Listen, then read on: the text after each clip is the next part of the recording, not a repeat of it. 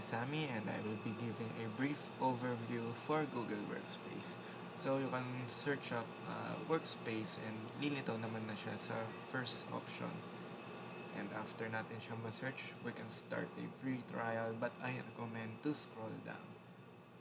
So here are the features or built-in features or the tools sa loob ng Workspace. So si Google Workspace is lahat ng tools nandito na siya. So, different features siya ng Google pero pinagsama-sama na. So, simula tayo sa G Drive. So, for G Drive, dito tayo to store ng files online. So, click lang tayo ng sign in. And here, we can see all the files. Sa home, dito makikita mo yung mga suggested folders, suggested files, and as such. Dito naman is yung mga activities. Dito naman workspaces. And dito naman yung My Drive.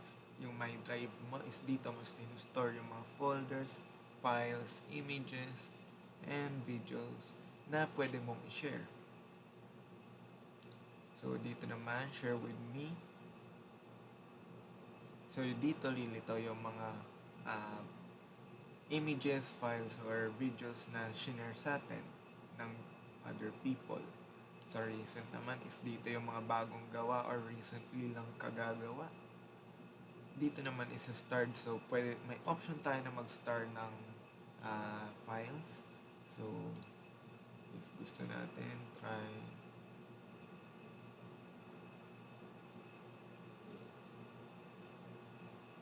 add to start. So, pagka stinard natin siya, lilitaw na siya dito. So, parang favorites, gano'n. Sa spam, dito naman is if may mga spam files tayo. And sa trash is if may dinelete tayo, dito sila muna mapupunta. So, we can permanently delete it here. That is it for the G Drive. Next naman is Google Meet. So as for Google Meet, let us wait for it to load.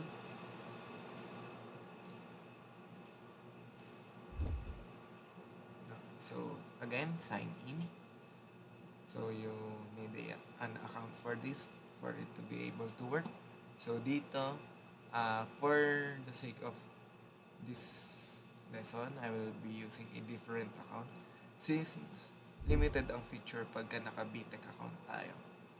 So, dito makikita natin, pwede tayo mag-new meeting.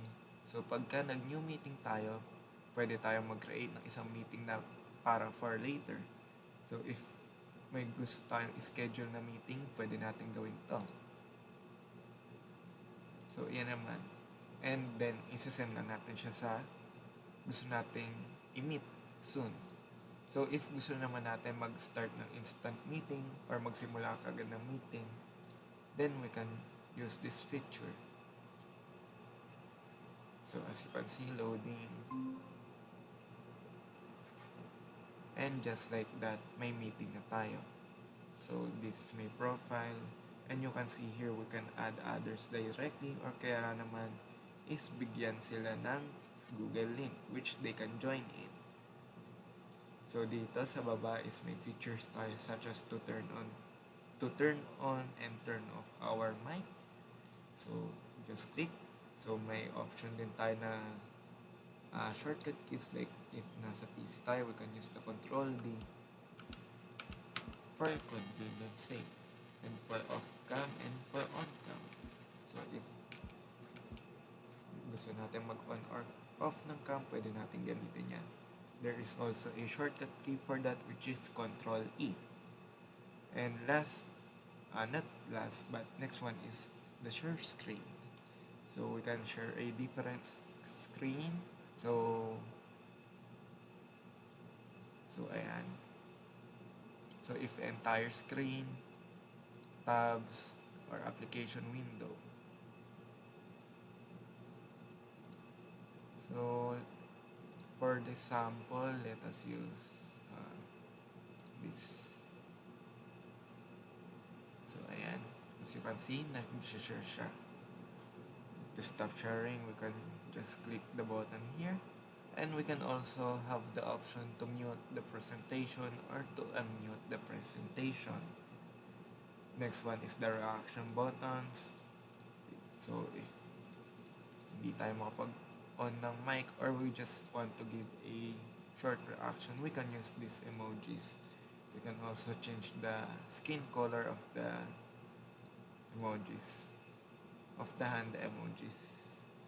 We can also use the captions. If may nagsasalita, is lilitaw siya dito. And we can also change the language for that. If we want to raise our hand, we can raise our hand using this button. There is also a shortcut key which is Ctrl Alt H. So that is that. So we have the option here to adjust kung gaano kadami yung lilitaw na tao sa Gmeet. If gusto natin mas madami, we can just adjust this accordingly. If background effects, meron yan. So kung gusto nyo mag-blur out ng background, kung gusto nyo iba yung background, pwede rin naman. So ayan, may mga options ka dyan. And settings, dito makikita yung microphone settings mo, speaker settings. So audio settings, video settings, kung anong resolution, kung anong camera ang ginagamit, if computer ginagamit mo. You have the option to change that. Dito, if gusto mong ibahin yung resolution, pwede. Notifications, captions, reactions, as such. So if gusto nyo may animation, pwede. Sounds, pwede. Show reaction from others, if gusto nyo makita reactions from others. Dito, makikita nyo yung mga tao na nasa Google Meet. So, since ako lang naman yung nandito, ako lang ililitaw dito. We also have the option to pin their screen. And I think you can also kick people. And you can also mute or unmute people. So, depende yan. So, dito makikita mo yung mga makokontrol mo. So, since host controls na siya, yung host lang mismo ang may pwedeng gumalaw dito. So, parang setting siya ng mismo Gmeet. So, nakadepende yan kay host kung ano yung gusto niya. If pwedeng mag-share screen or not, and etc. This is where you send messages. And this is more tools for meeting tools.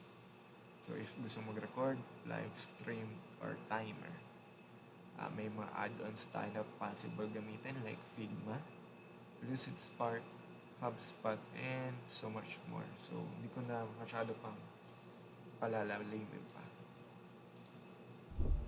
So, I think that is it for Google Meet.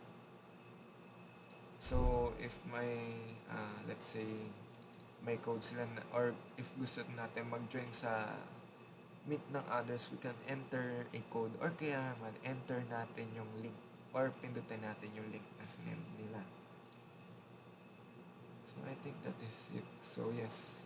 So sa calls, I think if may contacts ka, you can find it here, then you can call them directly or collaborate with them directly. Next one is Google Calendar. Kinda self-explanatory. But it is more convenient since pwede ka mag-schedule ng mga activities as such. So, okay. So, if may mga deadlines, it is automatically connected here. So, makikita mo yan.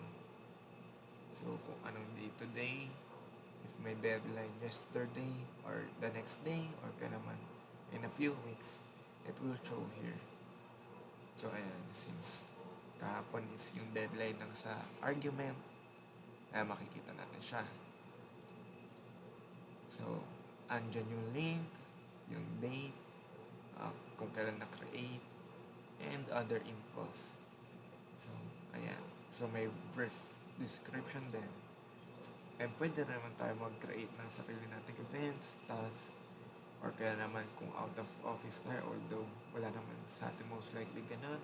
Kung may gusto tayong time na mag-focus, kung may working location, appointment schedule as such.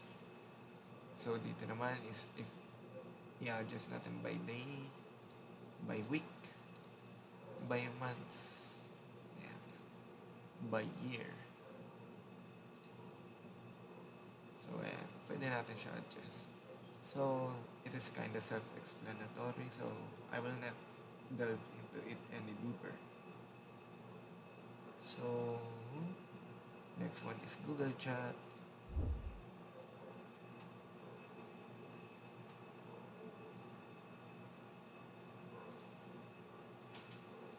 So this one is mainly for collaboration and mainly for chatting. It is not mainly used, but it still has